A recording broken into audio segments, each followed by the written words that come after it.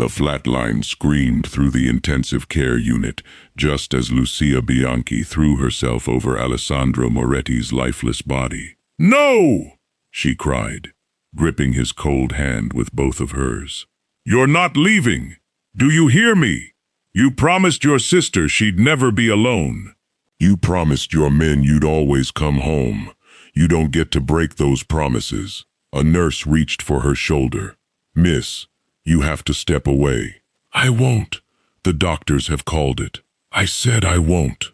Outside the glass doors, the most feared men in northern Italy stood frozen.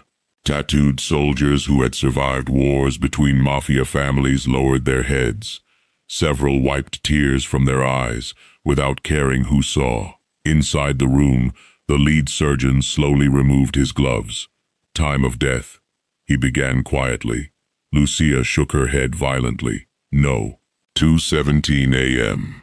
"No. He suffered catastrophic blood loss. We did everything medically possible." "You didn't do everything."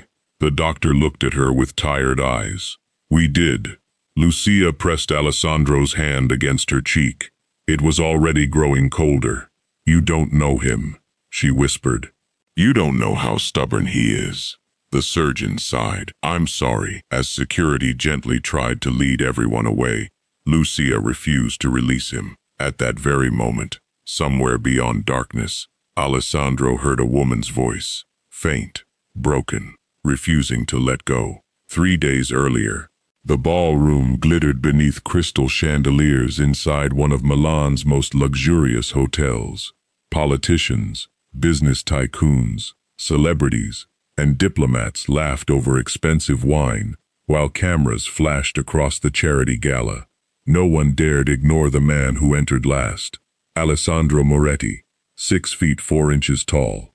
Perfectly tailored black tuxedo. His powerful frame moved with quiet confidence, the tattoos creeping above his collar wrapped around his neck like living shadows. Beneath the expensive suit, intricate ink covered his chest, arms, back, and torso, telling the story of battles won and blood already spilled. He didn't need to raise his voice. His presence silenced rooms. People stepped aside without realizing they had done it. His younger sister Sophia smiled. "You hate these events." "I hate pretending criminals don't wear suits," she laughed. "And yet here you are. For you." She squeezed his arm. "I know." Across the ballroom, hidden behind a catering table, Lucia adjusted trays of desserts. She had worked at the Moretti mansion for 5 years. Tonight was her first time serving at one of Alessandro's public events. Her soft brown eyes followed him only for a second before she forced herself to look away. "Careful," another waitress whispered. "You'll start dreaming." Lucia smiled politely. "I already know dreams aren't invitations." The other woman shrugged and walked away. Lucia had heard every joke imaginable about her appearance over the years. Too curvy, too soft, too much. But Alessandro had never once looked at her with pity. That alone made him different. A month earlier, she had accidentally dropped an expensive crystal vase while cleaning the mansion. The house manager exploded. "Do you know what you've done? I'm so sorry." "Sorry doesn't replace antiques worth 20,000 euros. I'll repay it." "You?" In 3 lifetimes. Before the shouting could continue, Alessandro entered. "What happened?" The manager pointed immediately. "She destroyed your vase." Alessandro looked at the shattered glass, then at Lucia's frightened face. Finally he said something no one expected. "Is she hurt?" Everyone stared. Lucia blinked. What?" "The vase can be replaced." He walked closer. "Did the glass cut you?" She looked down. A thin line of blood ran across her hand. He frowned. "Get the medic." "It isn't necessary," Lucia whispered. "It is," the manager protested. "But boss, I asked whether my employee was injured." Silence. That was Alessandro, feared by enemies, unexpectedly gentle toward those under his protection. Lucia never forgot that moment. Back at the gala, musicians began another performance. Alessandro leaned toward Sophia. Stay close. She rolled her eyes. I always do. His expression didn't soften. I mean it. She noticed immediately. What is it? I don't know yet. Years of surviving assassination attempts had sharpened instincts few people possessed. Something felt wrong. Across the room, a waiter reached inside his serving cart. Not for champagne. For a pistol fitted with a suppressor. Alessandro moved before thought. Sophia. The first shot shattered a wine glass. The second buried itself in Alessandro's shoulder. The third struck his side. Chaos exploded. Guests screamed. Tables overturned. Bodyguards drew weapons instantly. Gunfire echoed across the ballroom. Alessandro shoved Sophia behind a marble pillar. Stay down. What about you? Don't move. More bullets ripped through the air. Another assassin emerged from the kitchen. Then another. This wasn't an attack. It was an execution. Lucia ducked beneath a serving table, her heart hammering so violently she thought it might burst. She watched Alessandro continue fighting despite blood soaking through his white shirt. He fired with terrifying precision. One attacker fell, then another. His men flooded into the ballroom. The battle intensified. Suddenly Alessandro looked toward Lucia. She froze. One gunman had circled behind her. She never even saw him. Alessandro did. Down. Without hesitation, he sprinted across open ground. The assassin fired. One bullet, then two, then three more. Each slammed into Alessandro's chest as he reached Lucia. His massive body crashed into hers, shielding her completely. The gunman raised his weapon again.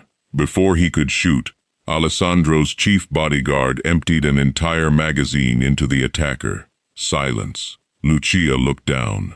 Blood. Everywhere. Oh my God. Alessandro struggled to breathe. His lips had already turned pale.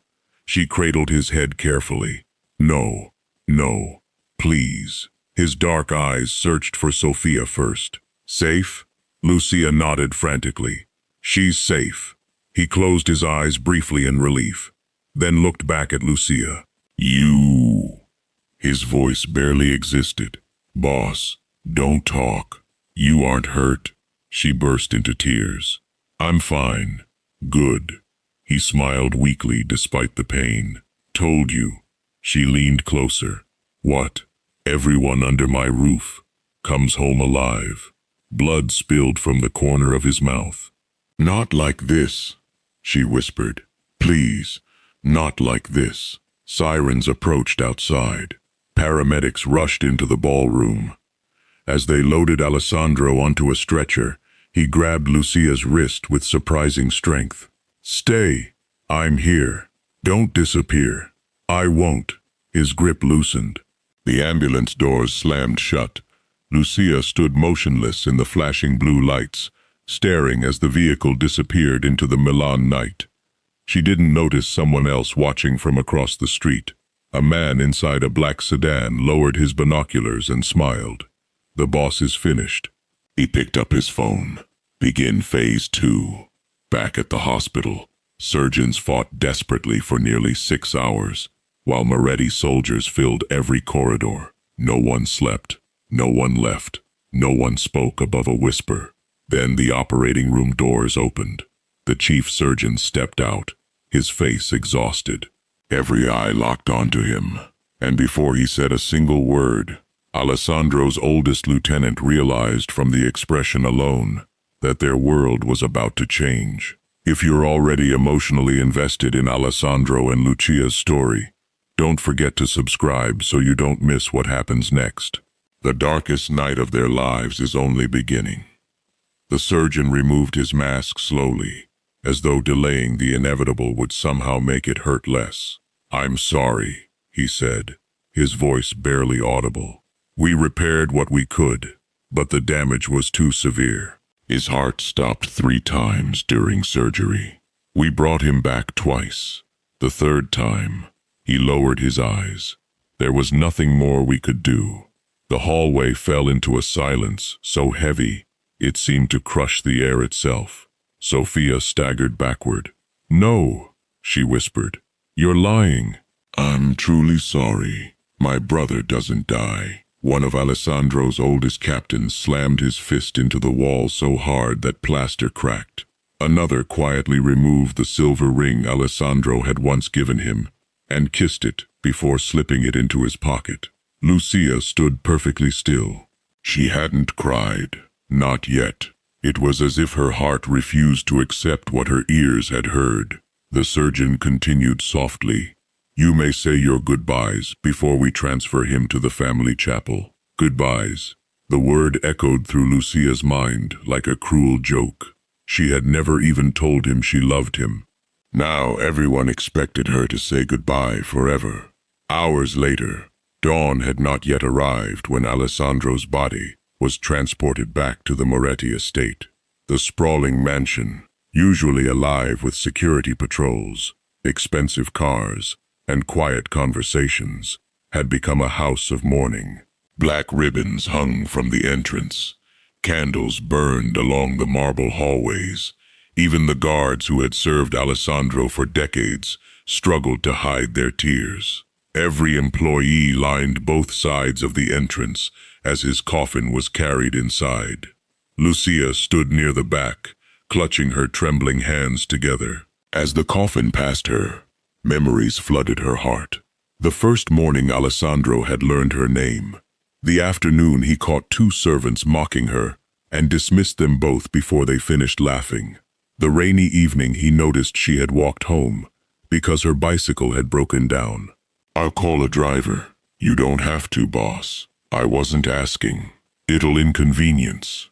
So would explaining to your family why you never arrived." He had spoken those words with the same calm authority he used when ordering million-euro deals. Kindness had never weakened him. It had simply been reserved for those who needed it most. That was why losing him hurt so deeply. Not because he had been untouchable, because beneath the tattoos, the wealth, and the terrifying reputation lived a man almost no one truly knew. The private chapel overlooked the gardens behind the mansion. It had been built generations earlier for the Moretti family, its stained glass windows glowing faintly beneath the moonlight. Alessandro's coffin rested before the altar. Fresh white lilies surrounded him. Priests quietly prayed. Family members came one after another, whispering tearful farewells before leaving. Sophia approached last. She rested her forehead against the polished wood. "You idiot," she whispered through tears. "You always protected me. You never once asked me to protect you." She smiled sadly. "You promised we'd grow old arguing about everything." Her voice broke. "You promised." She kissed the coffin gently. "I love you, big brother." Then she walked away. Lucia waited until everyone else had gone. She stepped forward carefully. Her fingers trembled as she touched the edge of the coffin. The lid remained open. Alessandro looked strangely peaceful. His tattoos disappeared beneath the black suit chosen for his funeral, but the ink curling around his neck remained visible. He looked asleep. Not dead. Never dead. "I'm not saying goodbye," she whispered. "I'm only saying, I'll stay." A hand suddenly grabbed her shoulder. It was the house manager. "You've paid your respects." She nodded. "Yes." "Then leave. I'd like another minute." "No, I won't disturb anyone. The chapel is for family." Lucia looked back toward Alessandro.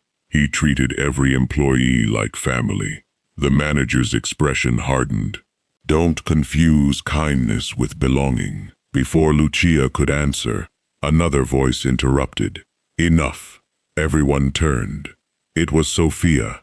Her eyes were swollen from crying, but her voice carried unmistakable authority. "She stays." The manager immediately lowered his head. "Of course." Sophia walked toward Lucia. "My brother trusted you." Lucia looked surprised. "He trusted all of us." "No." Lucia shook her head. "He noticed you." Lucia's heart skipped. "What do you mean?" 3 months ago, he asked me something strange. What? He asked whether you'd accepted the scholarship. Lucia stared at her. What scholarship? Sophia frowned. You don't know? Lucia slowly shook her head. Sophia looked genuinely confused. He created a private education fund for every employee who wanted to continue studying. Lucia blinked. I never applied. He submitted your application himself. Silence, he said. Sophia smiled through tears. Lucia spends all her money helping everyone else. Someone should help her for once. Lucia covered her mouth. She couldn't breathe. He did that? Sophia nodded. He never wanted you to know. The tears finally came. Not gentle tears. The kind that seemed to tear the heart apart. I never even thanked him. You still can. Lucia looked at Alessandro. I don't think he can hear me. Sophia glanced toward her brother. I hope you're wrong. She quietly left the chapel. Elsewhere inside the mansion, the atmosphere was very different. Several senior captains had gathered inside Alessandro's private office. No tears existed there. Only ambition. Marco Bellini leaned comfortably against the enormous mahogany desk. For 20 years he had served as one of Alessandro's most trusted underbosses. Tonight his eyes held something they had never held before. Opportunity. The organization cannot remain leaderless, he said calmly. Another captain folded his arms. The funeral hasn't even happened, and our enemies already know he's dead. We wait. We don't have time. One older lieutenant narrowed his eyes. You seem remarkably prepared. Marco smiled. I've always believed preparation separates survivors from victims. Another man asked quietly, What exactly are you suggesting? Marco poured himself expensive whiskey. I'm suggesting the Empire needs decisive leadership, and you're volunteering, if necessary. The room grew colder. Nobody answered. Nobody trusted him enough, but nobody possessed enough influence to challenge him openly. Marco lifted his glass. To Alessandro, his smile never reached his eyes. Much later that night, most of the mansion had fallen silent. The priests retired. The staff went home. Even exhausted guards began changing shifts. Lucia remained outside the chapel. She sat alone on the stone steps, hugging her knees. One elderly gardener approached. You should rest. I can't. He wouldn't want you suffering. I know. The old man sat beside her. When my wife died, I stayed beside her bed for 2 days. Lucia looked at him. Did it help? No. What helped? He smiled sadly. Knowing love doesn't stop because someone's heartbeat does. She nodded slowly. I wish I'd been brave enough. Brave enough for what? To tell him. The gardener looked toward the chapel doors. Sometimes people hear more than we think. Before Lucia could respond, hurried footsteps echoed across the courtyard. One of Alessandro's personal bodyguards ran toward them. Miss Lucia. She stood immediately. Yes, the family has gone upstairs. So? The chapel will be locked until morning. Her heart sank. I understand. The guard hesitated. Then he quietly handed her a small brass key. If anyone asks, I never saw you. Lucia stared at the key. You'll get into trouble. He smiled faintly. The boss once told me something. What? Never stop a loyal heart from doing what loyalty demands. He walked away before she could answer. Lucia looked down at the key resting in her palm, then toward the chapel doors. A strange feeling settled inside her chest. She couldn't explain it. She only knew one thing. If she walked away tonight, she would regret it for the rest of her life. As midnight bells echoed across the estate, Lucia quietly unlocked the chapel door and slipped inside. She gently locked it behind her. Outside, hidden among the ancient cypress trees overlooking the chapel, a shadow stepped out from the darkness. The man raised a phone to his ear. She's inside. Marco Bellini's voice answered immediately. Good. What are your orders? Marco looked out the window of Alessandro's office toward the moonlit chapel. His expression was cold. No witnesses. He ended the call without another word. What would you do if you were Lucia? Do you think she's risking everything for nothing? Or would you have stayed too? Let me know in the comments. Sometimes one decision changes an entire life. Lucia didn't hear the footsteps outside. She heard only the quiet crackle of candles burning beside Alessandro's coffin. The chapel felt impossibly still. She walked closer until she stood beside him again. For a long moment, she simply looked at his face. "You always hated silence," she whispered with a trembling smile. "The mansion feels empty without you telling someone to stop arguing." No answer came. She reached for his hand. It was colder than before. Her eyes filled again.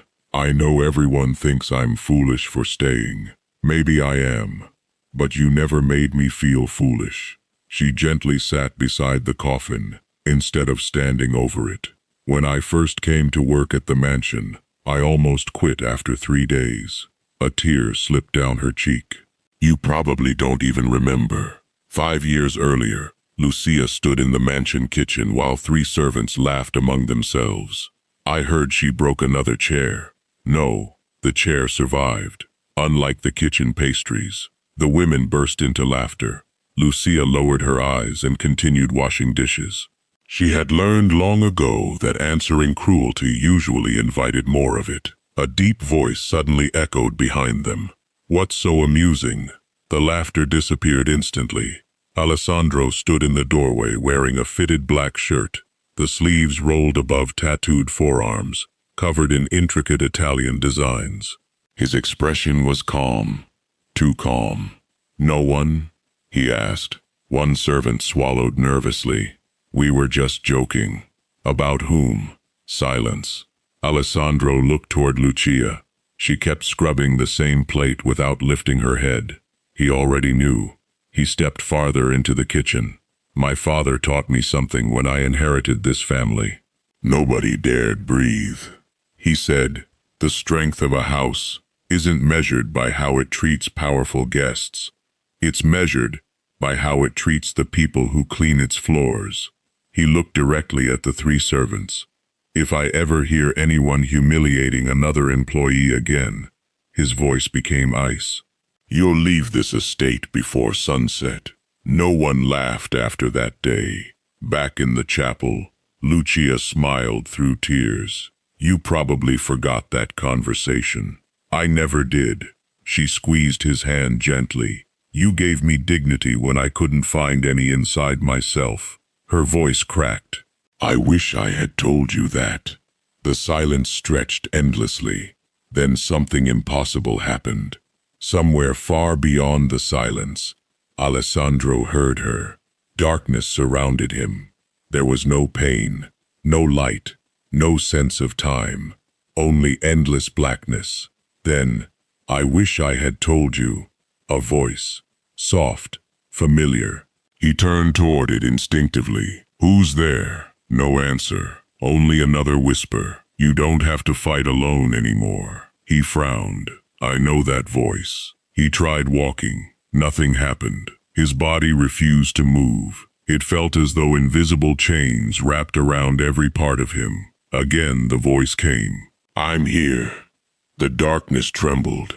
A tiny beam of light appeared in the distance. Alessandro reached toward it. It vanished. Outside the chapel, 3 armed men moved silently between the trees. Suppressors already attached. Black clothing, night vision goggles. Professionals. One whispered into his earpiece. "The target is alone." Another nodded. "No guards." "What about the cameras?" "Disabled." They approached the side entrance. None of them noticed an elderly groundskeeper trimming roses under a nearby lamp. The old man watched them from the corner of his eye. His face remained expressionless. As soon as they disappeared around the building, he quietly reached into his pocket. Instead of calling security, he pressed a hidden emergency button. Deep beneath the mansion, inside the security command center, a red alarm silently lit up. No sirens, no noise, Only one message appeared across the screen. Chapel perimeter breach. Captain Enzo Ricci looked up instantly. Impossible. He checked the cameras. Static. Every camera around the chapel had gone black. His heartbeat accelerated. Move! Within seconds, heavily armed Moretti guards sprinted through underground corridors toward the gardens. Inside the chapel, Lucia leaned closer. I never understood why you were always so kind to me. She laughed softly through tears. Do you remember Christmas? Another memory surfaced. Every employee had received expensive holiday gifts, luxury watches, designer handbags, cash bonuses. Lucia thanked Alessandro politely. After everyone else left, he called her back. Lucia. Yes, boss. You forgot one. I already received my gift. I know. He handed her another envelope. She looked confused. This one isn't from the Moretti family. Then, it's from Alessandro. She blinked. I don't understand. You told the accountant your father always wanted to reopen his bakery. Her eyes widened. How do you know that? You work hard. He shrugged. I listen. She slowly opened the envelope. Inside was the deed to a small bakery building that had stood empty for years. Her hands started shaking. I can't accept this. You can. It's worth too much. So is regret. She stared at him. You deserve the chance to build something that belongs to you. Tears filled her eyes. Why would you do this for me? Alessandro smiled. Because someone once believed in me when I had nothing. She tried returning the envelope. He refused. Merry Christmas, Lucia. She cried all the way home that night. But she never found the courage to tell him how deeply that act had changed her life. Back in the darkness, another memory reached Alessandro. Lucia, always smiling, always thanking everyone before herself. He remembered her carrying homemade bread for the security guards working overnight. Remembered her secretly paying another maid's rent after learning she faced eviction. Remembered catching her feeding stray dogs outside the estate before sunrise. His chest tightened.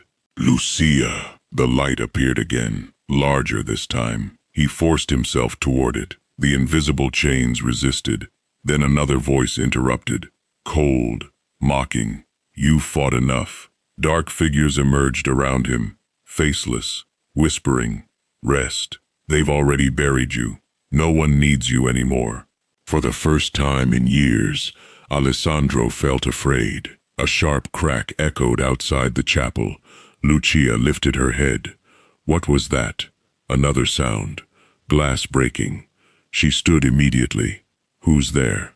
No answer. Then, the side door burst open. A masked gunman rushed inside with a silenced pistol. Lucia froze. The man raised his weapon. Move away from the coffin. She stared at him in disbelief. Who are you? I said move. She looked back at Alessandro. No. The gunman stepped closer. I won't repeat myself. You're here for him. He should have died hours ago. He already... Lucia stopped herself. Something felt wrong. If these men wanted Alessandro's body, someone feared him even in death. She spread both arms protectively across the coffin. You'll have to go through me. The gunman almost laughed. You think I won't? He pointed the pistol directly at her chest. I'll count to 3. Please. 1. She didn't move. 2. Her entire body trembled, but her feet remained planted. She whispered without looking away from Alessandro. I promised I wouldn't disappear. The assassin's finger tightened on the trigger. 3. The shot never came. A deafening gunshot exploded from behind him. The assassin collapsed instantly. Captain Enzo Ricci stormed through the shattered doorway with a team of armed guards. Clear the room. More gunfire erupted outside. Bullets smashed stained glass windows. The chapel transformed into a battlefield. Lucia instinctively threw herself over Alessandro's body, shielding him with her own. Enzo shouted, Miss Lucia, get down! I won't leave him! Another assassin rushed through the smoke with an assault rifle. Before he could fire, Enzo tackled him into a stone pillar. The impact echoed through the chapel. Outside, more guards exchanged heavy gunfire with fleeing attackers. Within minutes, silence returned. One surviving assassin lay wounded on the chapel floor. Enzo grabbed him by the collar. Who sent you? The man smiled through bloody teeth. You're already too late. Enzo slammed him against the wall. Answer me. The assassin laughed. The Empire belongs to Bellini now. Before anyone could stop him, he bit down on a hidden poison capsule. Seconds later, he was dead. The chapel fell silent again. Enzo slowly turned toward Lucia. She was still holding Alessandro's hand, still refusing to let go. Before Enzo could speak, Lucia felt something. Not imagined, not hoped, something real. A faint, almost imperceptible pressure against her fingers. Her eyes widened. She looked down at Alessandro's hand. Enzo! Her voice barely came out. I think, she swallowed hard. I think he just squeezed my hand. Lucia stared at Alessandro's hand, afraid even to breathe. Enzo, she whispered again. I know what I felt. Captain Enzo Ricci hurried to her side and gently placed 2 fingers against Alessandro's wrist. Nothing. He frowned and checked again. Still nothing. He looked at Lucia with quiet sympathy. Lucia, I'm not imagining it. I know you want this to be true. It is true. She took Alessandro's hand again, wrapping both of hers around it. Please, she whispered, if you're still here, don't stop fighting. For several agonizing seconds, nothing happened. Then, a single finger twitched. Enzo froze. I saw it. Another guard gasped. You saw it too. Before anyone could speak again, Alessandro's chest rose ever so slightly. Once, then stopped. Enzo exploded into action. Call the hospital! A guard sprinted for his radio. Medical team now! Move! Within minutes, ambulances raced through the gates of the Moretti estate for the second time that night. The same chief surgeon who had pronounced Alessandro dead rushed into the chapel, disbelief written across his face. This is impossible. He dropped beside the coffin and immediately began another examination. The room fell completely silent. The doctor searched for a pulse. Nothing. He leaned closer. Then, his expression changed. Wait. He pressed his stethoscope against Alessandro's chest. Again, longer this time. His eyes widened. There. Nobody dared interrupt. The surgeon looked up slowly. I have a heartbeat. Lucia covered her mouth as tears streamed down her face. Enzo let out a breath he didn't realize he had been holding. The doctor barked orders. We're taking him back immediately. Prepare the operating room. Notify cardiology, neurology, intensive care, everyone. As Alessandro was transferred onto a stretcher, his hand slipped free. Without thinking, Lucia reached for it again. For one brief second, his fingers wrapped around hers, weakly but unmistakably. The surgeon stared in astonishment. He responded to her. No one had an explanation. No one even tried. The next 48 hours became the longest 2 days in the history of the Moretti family. News spread across Italy with astonishing speed. The feared mafia boss, declared dead, had somehow returned to life. Doctors from across Europe arrived, hoping to understand the impossible. Television reporters crowded outside the hospital. Speculation filled every newspaper. Some called it a medical error. Others called it divine intervention. Inside the intensive care unit, none of those theories mattered. Alessandro still hadn't opened his eyes. Machines breathed for him. Monitors tracked every heartbeat. Lucia visited every single day. She never stayed long enough to disturb the doctors. She simply sat beside him, held his hand, talked. You owe me an apology, she teased softly one afternoon. You scared everyone. She smiled through tired eyes. Sophia keeps pretending she's strong. Enzo hasn't slept. The kitchen staff keeps making your favorite espresso even though you aren't drinking it. She laughed quietly. The entire mansion misses you. She lowered her head. I miss you. Outside the room, Sophia watched through the glass. A nurse approached. She comes every day. Sophia smiled. I know. I've never seen devotion like that. Neither had Sophia. 3 days later, a sharp beep echoed across the monitor. Alessandro's fingers moved. A nurse looked up. Doctor! His eyelids fluttered. Then slowly, he opened his eyes. Bright lights blinded him. Voices surrounded him. The chief surgeon leaned over. Mr. Moretti, can you hear me? Alessandro blinked. His throat burned. Where? You're safe. His eyes searched the room. Doctors, machines, guards. But something felt missing. He frowned. There was. The surgeon leaned closer.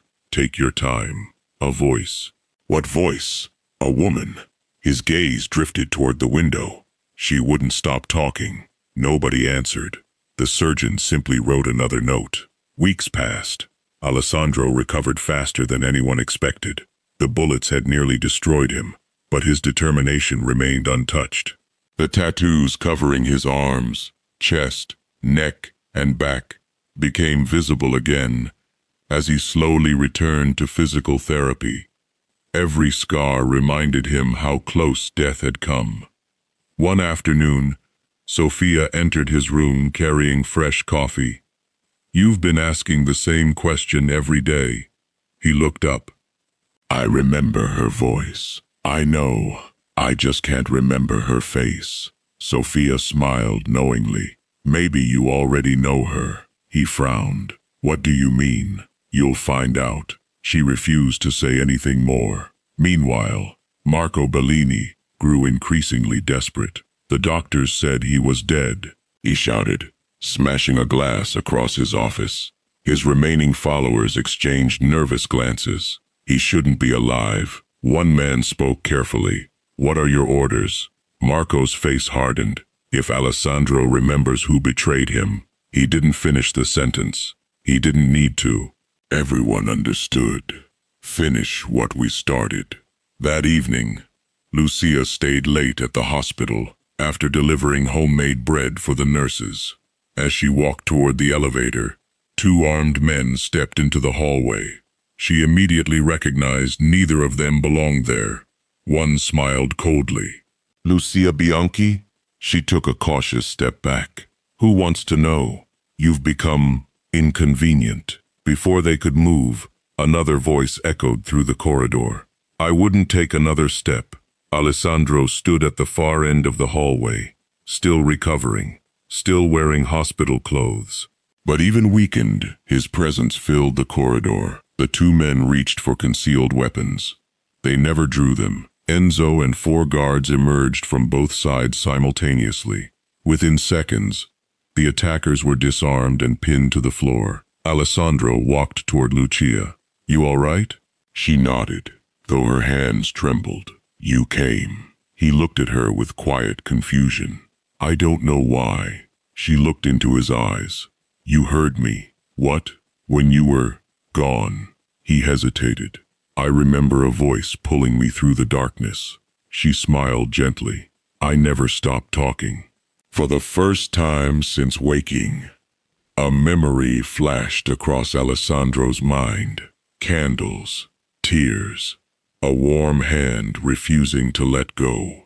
His breathing caught. It was you. Lucia nodded silently. You brought me back. I just loved you enough not to say goodbye.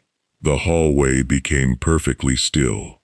Alessandro took one slow step closer, then another. You loved me? She laughed nervously through tears. That wasn't exactly how I planned to tell you. He reached for her hands. For several seconds he simply looked at her, not at her size, not at the opinions of others. Only at the woman who had refused to abandon him when the world had already accepted his death. I spent years believing loyalty was earned through fear. His voice softened. You proved it's earned through love. Lucia's eyes overflowed. I thought you deserved someone better. He smiled. I already had the best. Without caring who watched, he gently kissed her forehead. I came back because your voice gave me a reason. 2 months later, the grand hall of the Moretti estate filled once more. This time there were no funerals, no gunfire, no mourning. Every captain, employee, and family member stood together. Marco Bellini and the remaining conspirators had been exposed after one of his own men agreed to testify in exchange for protection. Their betrayal had collapsed before it could destroy the empire. Alessandro stepped onto the balcony overlooking everyone. His black suit fit perfectly. The tattoos climbing above his collar reminded every person present exactly who stood before them. He raised one hand. The room fell silent. I've spent my life rewarding strength. He looked toward Lucia. Today I want to honor something even greater. She stood near the back, trying not to be noticed. Lucia. She looked startled. Come here. The room watched as she slowly approached. Alessandro took her hand. When every doctor declared me dead, his voice echoed through the hall. Power couldn't save me. He looked at his captains. Wealth couldn't save me. He looked toward the physicians who had been invited as honored guests. Medicine had reached its limit. Then he turned to Lucia, but one woman refused to let go. His eyes glistened. While everyone else prepared my funeral, she stayed. The hall remained silent except for quiet sniffles. Alessandro reached into his pocket and produced a small velvet box. Lucia's eyes widened. He opened it. Inside rested a beautiful diamond ring. I don't want you standing behind me as a maid. He smiled warmly. I want you standing beside me as my wife. Lucia completely broke down. You still haven't answered, he teased gently. She laughed through tears. Yes. Is that a yes? She nodded repeatedly. Yes. 1,000 times yes. Applause thundered through the hall. Sophia cried openly. Enzo smiled for the first time in weeks. Even the servants who had once underestimated Lucia applauded with genuine joy, ashamed of how little they had understood her quiet strength.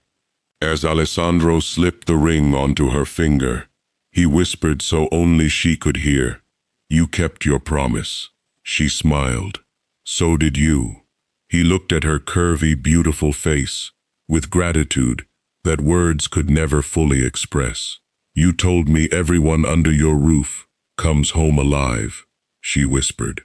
He squeezed her hand. And now, he smiled, you're my home.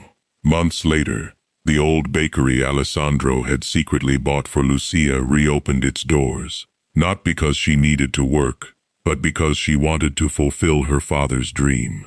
Every morning, fresh bread was delivered free of charge to hospitals, orphanages, and families struggling to afford a meal. It became a tradition the Moretti family proudly supported. People across Italy continued debating how Alessandro Moretti survived after being declared dead. Doctors searched for scientific explanations. Journalists searched for hidden truths. But those who had stood inside the chapel that night already knew the answer. Sometimes a heartbeat returns because medicine succeeds. Sometimes it returns because hope refuses to surrender. And sometimes, the greatest miracle begins with one person who simply refuses to let go. If this story touched your heart, don't forget to like, share, and subscribe for more unforgettable stories of love, courage, and hope. Sometimes the strongest hearts belong to the people the world overlooks most.